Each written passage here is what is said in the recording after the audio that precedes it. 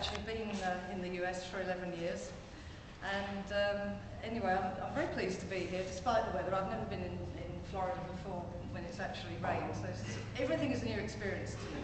Even having a fire drill during breakfast this morning was a new experience. So, as I say, I've sort of kicked off the day with some intrigue anyway. It gives me great pleasure really to be here on a number of counts. I love Florida, even this weather reminds me of the UK, which I escaped. But at the same time, it also gives me great pleasure to be in an organisation that I know has really sort of pushed the bar up as far as sustainability in universities, and certainly looking at the website and knowing a little bit about what's going on here, you really do seem to have, as I say, been really way out there in terms of actually leading the sector.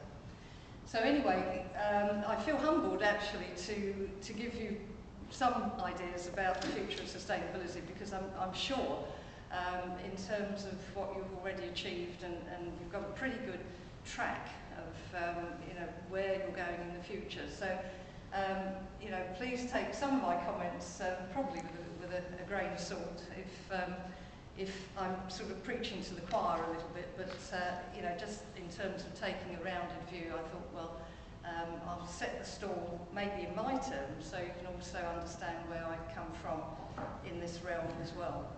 And for those of you who haven't seen my resume, I've been in the environmental management and sustainability field for literally all of my career.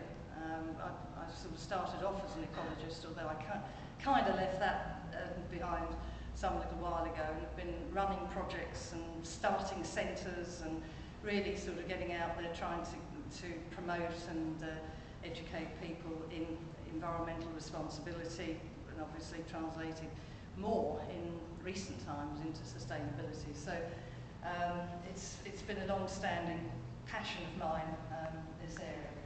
So anyway, what I am going to try to do with you is fairly quickly, and I'm going to try and confine my presentation to about 30 minutes or so, and really I hope that will engender some discussion. In the space of 30 minutes, obviously, it's real difficult to try and give an overview, even an overview of this vast area of sustainability.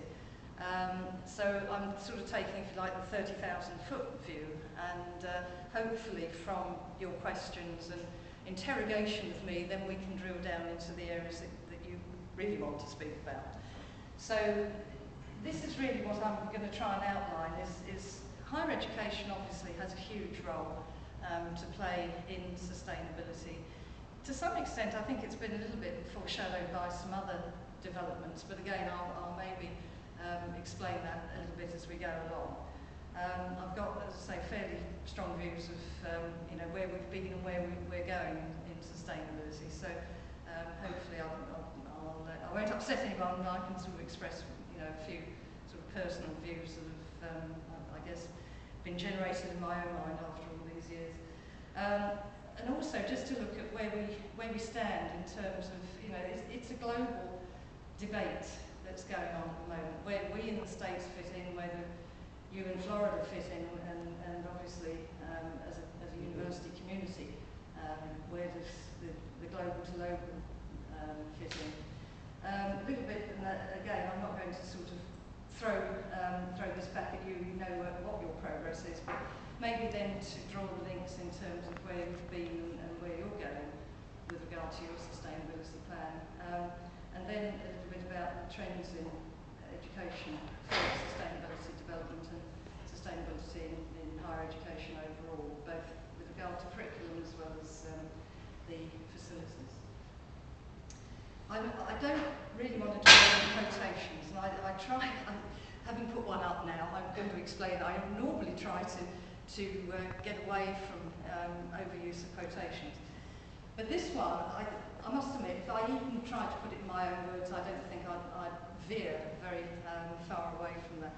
Thank you.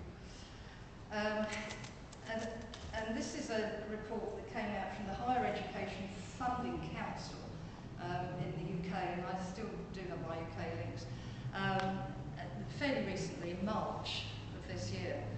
And And this is quite an interesting report, and just very briefly, within the next 10 years, higher education sector will be recognised as a major contributor to society's efforts to achieve sustainability through the skills and knowledge that its graduates learn and put into practice, its research and exchange of knowledge through business, community and public policy engagement, and through its own strategies and operations. I mean, literally every single one of those sort of action areas is, I guess, a call to action, I think, in terms of where universities need to perhaps focus and really build on their strategies. And just to, as I say, continue with that, the greatest contribution higher education can make to sustainable development is by enabling students to acquire the skills, knowledge that allow them to make lasting difference. What they learn and what they are taught are therefore critical. And yes, we're in a learning environment. Not only do we learn, obviously through the curriculum, but we learn a lot about the environment in which we're placed. So in terms of sustainable environments and creating that sustainable environment for students, it's both the fabric of the learning institutions as well as what they're learning within their curriculum. And again, I don't want to dwell on definitions, but I guess, you know, the starting point always is the Brundtland report. It's an interesting definition, I always think, really, this Brundtland report, because it is so amorphous, and when it came out, nobody could really get their arms around it. You know, what the heck does that mean? It's good in, I think, in one regard, in that it's not overly prescriptive, and it allows, let's say, it allows faculty, it allows the community, it allows people to put their own slant on it in terms of how we interpret it. But on the other hand, if you're trying to communicate to somebody, as I have to do in business, there's no way I'd be using this.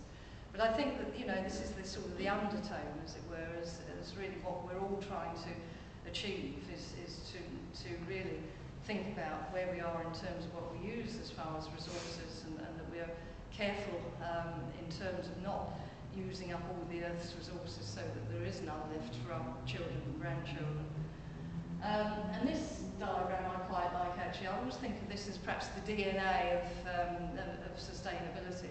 It's actually come from Shell. And there again, this is what I find is quite an interesting sort of crossroads at the moment. And a lot of headway being really, in terms of the whole area of sustainability, is actually being made by business.